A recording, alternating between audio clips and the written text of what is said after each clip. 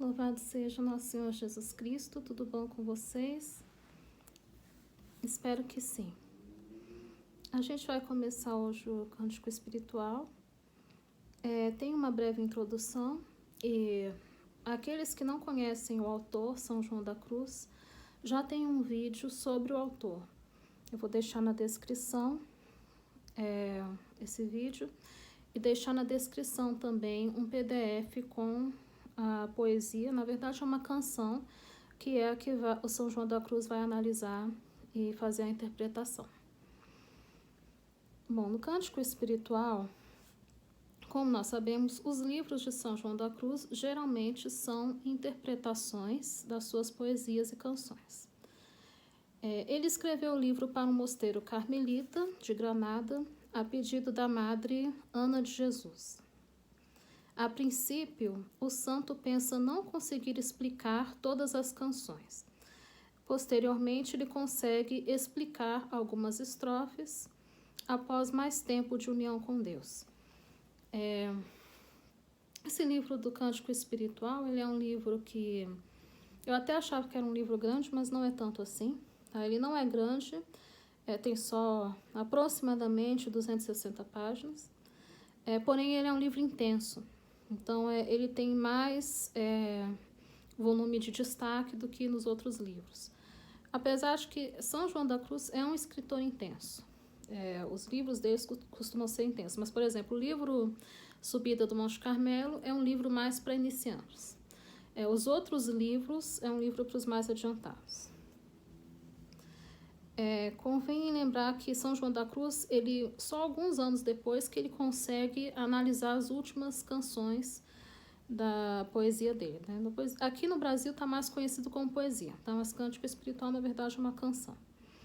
Mas se você for buscar, por exemplo, canção, Cântico Espiritual, você não vai encontrar. Se botar poesia, aí você vai encontrar. Então, aqui no Brasil ficou mais conhecido como poesia.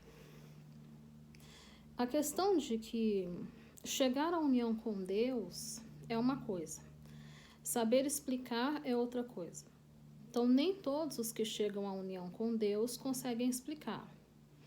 E existem também muitos escritores místicos que não são místicos. Né? Thomas Merton é um exemplo. Thomas Merton não era místico, mas ele sabia explicar a experiência e a doutrina mística. São João da Cruz, os santos carmelitas, eles conseguem explicar o que se passa no interior deles.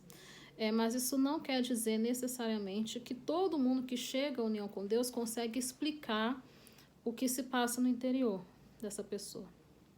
Então, eu acredito que ele teve esse dom, Santa Teresa teve esse dom, São João da Cruz teve esse dom, de saber explicar minuciosamente o que se passa. Mas talvez você não tenha a mesma experiência.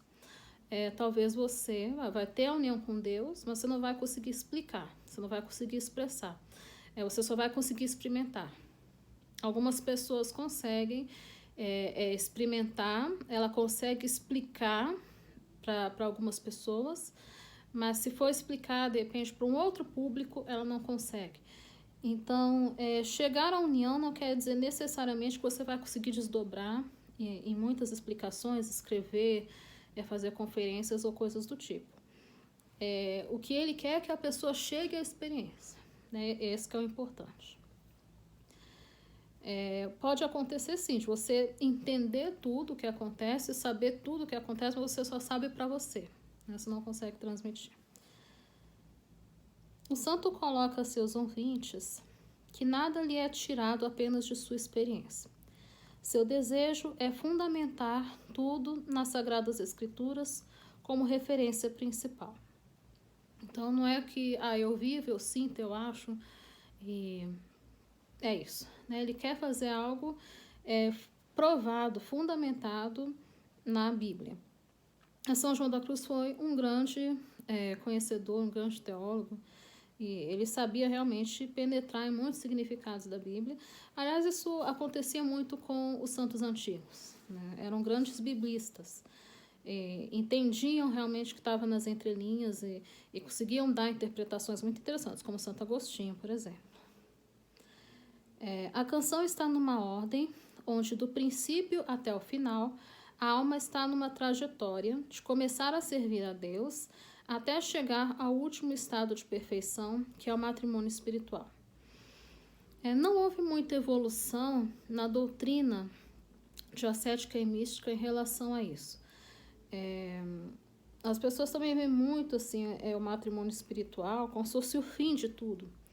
E às vezes o matrimônio espiritual não é necessariamente um lugar de repouso. Essa frase até do antigo prepósito geral da Ordem dos Carmelitas. Né? O matrimônio espiritual não é para a pessoa descansar em paz e pronto. Não, é um serviço. Né? Deus coloca ela nesse estado para um tipo de serviço para a maior glória dele. Mas isso a gente vai desenvolvendo depois. As primeiras canções... isso que eu já falei.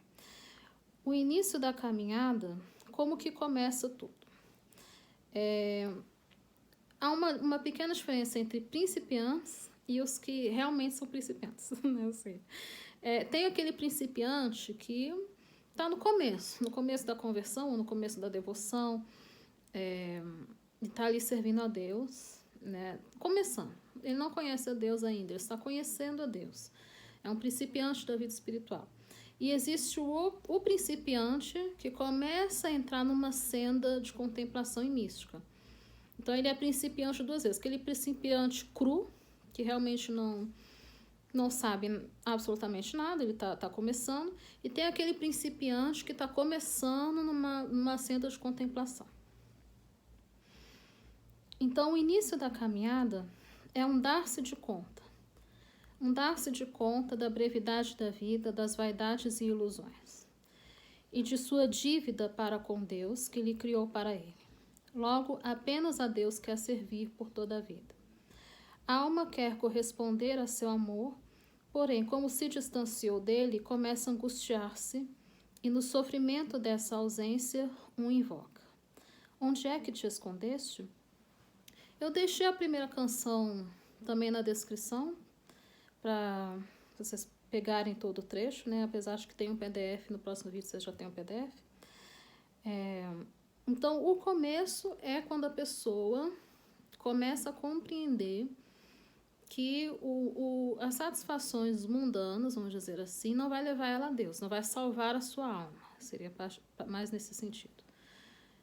E ela vê que ficar nas festas, não sei aonde, distraído com televisão, com joguinho, com não sei mais o que, não vai levar ela a lugar nenhum. Daí começa essa alma a refletir e a cair em si e passa a levar uma vida mais devota, passa a buscar mais a Deus. Porque no princípio a alma ainda não tem esse controle das coisas mundanas, ela ainda tem a tentação de largar tudo e voltar para a etapa anterior. Ainda não tem essa força. Então, como ela ainda não está muito alicerçada em Deus, ela tem, assim, menos sensibilidade da presença dele. Por isso que ela diz, aonde te escondeste? A alma pede a manifestação da divina essência, a qual será alheia a todo olhar mortal. Está em Isaías 45:15. És Deus escondido. É preciso buscá-lo na fé e no amor e concentrar-se totalmente nisso. O conselho é que, a partir do momento que a alma começa a se dar de conta, começa a ter consciência de que a união com Deus é importante, que ela precisa dele, a partir do momento que ela toma isso, ela tem que largar tudo e se dedicar totalmente à devoção, totalmente à vida espiritual. Essa questão de Deus se esconder também vem da questão de que a alma nesse estado ela tem poucos méritos, porque ela ainda não conquistou o coração dele, né? Mas ela está à busca. É preciso considerar que Deus escondido, ele vai permanecer escondido, mesmo após a união. Não quer dizer que você vê a Deus face a face, né? Sempre vai ter um véu. Ela só vai ter a revelação total na outra vida, quando a alma sai do corpo definitivamente. Deus sempre vai permanecer um pouco escondido, sempre vai ser oculto, desconhecido Porque por ele ser infinito, é impossível você chegar a um pleno conhecimento de Deus totalmente. Você pode até conhecer muito de Deus, mas ainda vai faltar bastante para conhecer. Deus sempre vai permanecer escondido. Você vai estar numa união com Ele, e o que muda é a sensibilidade da sua presença e a forma como Ele se manifesta. É diferente do momento que você não conhece, do momento que Ele passa a se manifestar. Contenta-te no que não compreende ou sente, porque isso é buscar na fé. O principiante chega mais perto de Deus quando não sente. No Salmo 17:12, ele põe esse versículo: colocou nas trevas o seu esconderijo. Então a alma, ela tem que procurar evitar. Eu acho, eu sinto, hoje eu não sinto, hoje eu estou com vontade de rezar, hoje eu não estou. Ir na pura fé, e não tanto no que a pessoa está sentindo ou não sentindo. Ficar determinado e continuar o seu caminho sem se guiar por sentimentos, por essas coisas. Isso é andar na fé. A fé, ela não se apega em sentimentos. Continuando a canção. Onde é que te escondestes, amado, e me deixastes com um gemido? A alma chama a Deus de amado, mas Deus ainda não é o seu amado verdadeiro. Deus só é o amado no estado de união, onde a alma tem Deus como sua preferência. Nesse momento, ela apenas estranha que não recebe mais consolações, mas ela ainda não tem a Deus como o seu tudo, né? O coração dela ainda está vagando por aí, mas ao mesmo tempo ela quer ter um contato, uma amizade com Deus, e reclama a sua ausência. Mas nesse momento, ela ainda não tem o coração firme, né? Aqui a alma não tem o coração firme em Deus. Assim, os seus rogos não valem tanto na presença do Senhor, e por isso ela não é logo atendida. A alma deve perseverar na oração e na presença de Deus continuamente, e ter o coração unido a Ele com inclinação de amor, porque de Deus nada se alcança a não ser por amor. Nesse momento, então, a alma deve se exercitar no amor a Deus. Continuar na sua vida devota, continuar buscando, continuar as suas visitas espirituais, seja no Santíssimo Sacramento, ou seja, interiormente. Continuar buscando e se exercitando no amor. Se a pessoa não sente, vamos dizer assim, ela não tem inclinação ao amor, acho que eu não amo a Deus tanto assim, ela deve pedir isso a Deus, né? Pedir o dom de amá-lo, pedir o dom da fé, o dom da esperança. Né? Tem até o ato de fé, esperança e caridade, que é muito bom. Nesse princípio, a alma fazer pelo menos 2 vezes ao dia. E depois, quando ela já consegue formular suas próprias orações, ela pode fazer de uma forma mais breve, mas é interessante ela se exercitar. E me deixaste com um gemido significa: a alma não descansa na sua busca, ela não consegue esquecer. Em Romanos 8:23, tem a passagem: nós temos as primícias do Espírito, gememos dentro de nós, esperando a adoção de filhos de Deus.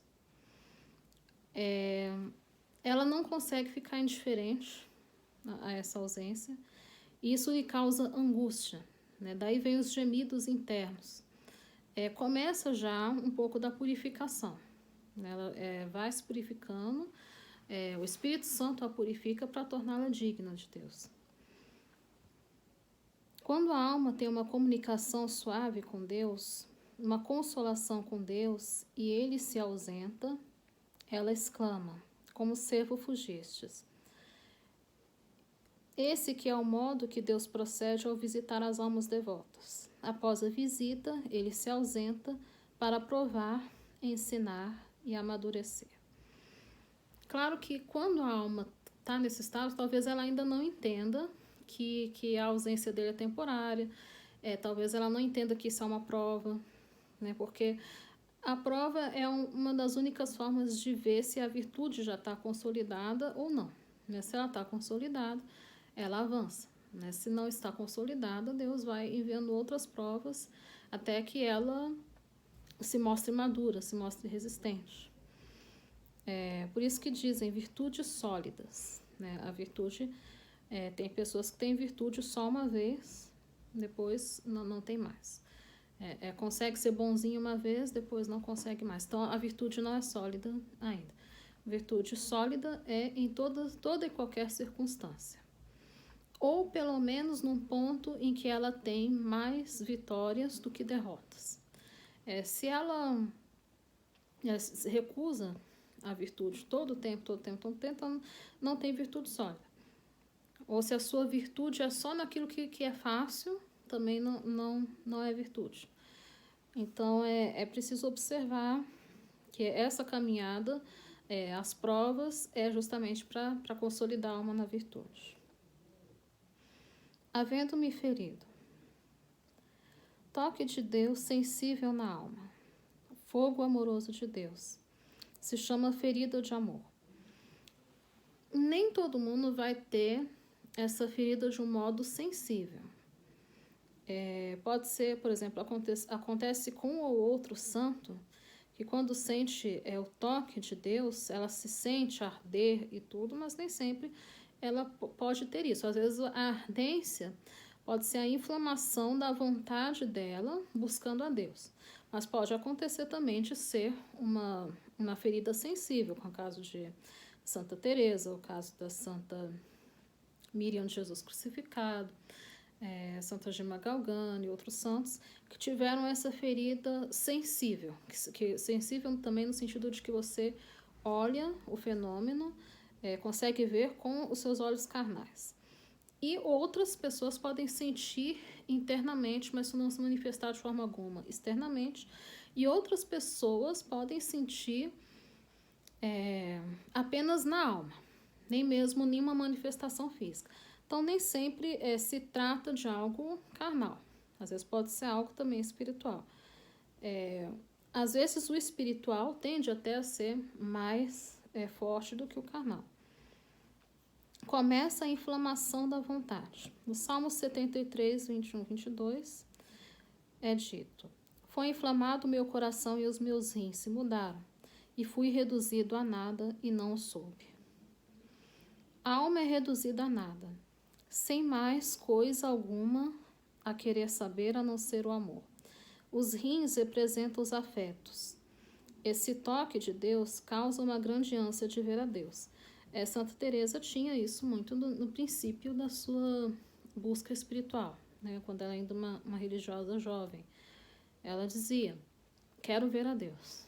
Né? Isso era um objetivo intenso e ela tinha, como ela mesma diz, o vocabulário dela, a determinada determinação de não voltar atrás.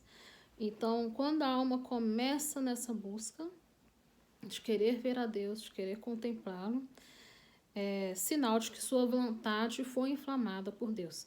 Lembrando que esses toques só podem vir de Deus. Né? A alma por si mesma, talvez nem seja capaz de buscar a Deus. Né? Ela só pode buscar a Deus já inspirada pelo Espírito Santo. Para a gente ver o tamanho da nossa miséria. A alma, para buscar a Deus, ela já tem que estar sob a moção do Espírito. E quando ela passa a ter ânsia de ver a Deus, né? Ânsia quer dizer uma vontade muito forte, ardente desejo. Não é só uma vontadezinha, seria legal, né? Não, ela tem ânsia, né? Muita vontade, desejo ardente de Deus. Isso é o que provoca a graça espiritual do toque de Deus na alma. Logo, a ausência, após esse toque, a ausência de Deus, lhe é quase intolerável. Ela está ferida, mas essa ferida é uma saúde porque é causada pelo amado. Nessa fase, o amado vem mais para ferir do que para salvar, para sarar, mais para afligir do que para satisfazer. Tem por fim avivar a lembrança e aumentar o apetite, e por isso lhe causa dor a ausência. Essa ferida a faz sair de si para entrar em Deus. Então, Quando a alma está ferida, significa que quando a gente está com uma dor, né, é algo que nos incomoda. Ficamos incomodados e buscando o remédio daquilo que a gente pensa assim, quando você está com uma dor terrível, você precisa assim, de um remédio, você não consegue se mexer, você não consegue fazer nada porque tem muita dor. A ferida espiritual é a mesma coisa. A alma fica inquieta na busca de Deus. Então, uma vez que ela experimenta Deus, a sua ausência é muito difícil de suportar. Eu conheci uma irmã, eu tive um insight assim de que no recreio ela comentou uma vez que ela tinha ido para a Terra Santa antes de entrar no convento. E eu comentei com ela, nossa, que legal, você deve ter aproveitado, não sei o que. Ela falou, não consegui aproveitar, porque eu estava com ânsia de entrar no convento. E a ânsia me tirava o proveito de estar naquela viagem. Então, a alma, quando ela tem um toque de Deus, ela fica com essa ânsia. Não importa onde ela esteja, entendeu? Ela sempre fica com aquela busca interna muito forte da presença dele. Isso é uma ferida. Essa ferida faz a alma sair de si para entrar em Deus. Por isso diz o canto, saí por ti clamando e já eras ido. A ferida tem como objetivo fazer a alma sair. Sair é uma ação. Porém, ainda assim ela não encontra o amado, pois ele já havia ido. No momento que ela começa a ficar com essa ânsia de Deus, ela começa a buscar, ela sai, né? Ela toma uma ação. O amor leva à ação. Mas nesse caso, quando ela tenta buscar Deus pelos meios que ela conseguia antes, ela vê que ele já havia ido. Então ela vai ter que abandonar o seu modo de amar para subir para um outro nível de elevado amor a Deus. Porque o amor do principiante, ele ainda está um pouco preso na sensibilidade. Ela ainda acha que, não, Deus precisa de mim desesperadamente, tudo. Não ele que precisa de você, você precisa dele. Então, quando você vê que esse nível de amor já não faz você se elevar mais, você vai ter que elevar ainda mais esse amor. A alma está ferida de amor de tal maneira que, se Deus não velasse por essas almas, elas morreriam. Esse estado já é de almas que passaram por alguma purificação. A alma está bem disposta para Deus. Deus mostra o bem infinito, mas não lhe concede. E é isso que atormenta a sua alma. É talvez semelhante também ao sofrimento das almas do purgatório, né? Elas sabem que estão salvas, mas ao mesmo tempo não lhe é concedido o céu, né? Então ela fica numa purificação. A purificação nessa terra é bem semelhante à purificação das almas do purgatório. Na próxima canção, a alma começa a usar de alguns meios espirituais para encontrar o seu amado. Para São João da Cruz, é interessante a gente observar que para São João da Cruz, a alma que não passou por isso, ela sequer começou direito na vida espiritual. Esse é só o princípio da caminhada. Então, se a alma ainda não sentiu, nem que seja na alma, esse toque, essa inflamação da vontade que faz buscar a Deus, é sinal de que ela sequer começou a caminhada. Então, isso também ajuda a refletir. Será que já comecei a caminhada? Então, a pessoa coloca ali na sua reflexão, porque esse livro vai tratar mais de pessoas que já têm alguma experiência espiritual. Se a pessoa não tem nenhuma experiência espiritual, ela não vai conseguir entender nada, né? Então, é interessante, porque a gente pensa, também ia comentar da questão dos teólogos antigos, a cética e mística antiga, né, de achar que também a união com Deus é o cume da montanha e que a única coisa que lhe resta é esperar a morte. Isso é algo que os estudiosos atuais não estão mais vendo que é bem assim. Pode até haver mais formas dessa alma crescer, porque se Deus é infinito, o crescimento também pode ser infinito. Enquanto a alma estiver aqui, ela continua evoluindo de uma certa forma, ela não fica estagnada. Porque o que acontece é que boa parte dos santos, quando chegavam a um grau muito alto de união com Deus, a maioria ia para a eternidade, mesmo cedo. Mas pode acontecer que, por exemplo, determinada alma tenha um grau de união com Deus e Deus peça um pouco mais. Isso aconteceu com a venerável Madre Mariana de Jesus Torres, né? Ela tinha grande união com Deus e morreu idosa, né? E ela tinha união com Deus desde muito nova, tá? Bota aí uns 18 anos, né? Então, pode ser que haja muito mais nisso do que como está no livro, né? A experiência real vai ser um pouco diferente da que está no livro. Você vai sentir grande verossimilhança, mas não que precisa ser idêntico ao que está no livro, porque Deus não está preso nas linhas, nas folhas de um livro, né? Talvez a sua experiência seja um pouco diferente. O livro vai ser um guia, né, que vai te ajudar. E lembrando no livro tanto a Subida do Monte Carmelo como Noite Escura, ele fala, Deus age como quer, toca quem quer e faz o que quer. Né? Ele não fica preso ali, que tem que seguir esse método aqui direitinho. Tá? Ele pode, isso aconteceu com um santo muito antigo, eu não saberia traduzir direito o nome dele, porque eu li em inglês, a brasileira seria Ardalion. Esse santo era pecador, era um hater do cristianismo, e ele era um artista, né? Mais ou menos como esses canais aí que perseguem a Jesus Cristo. Ele era mais ou menos assim.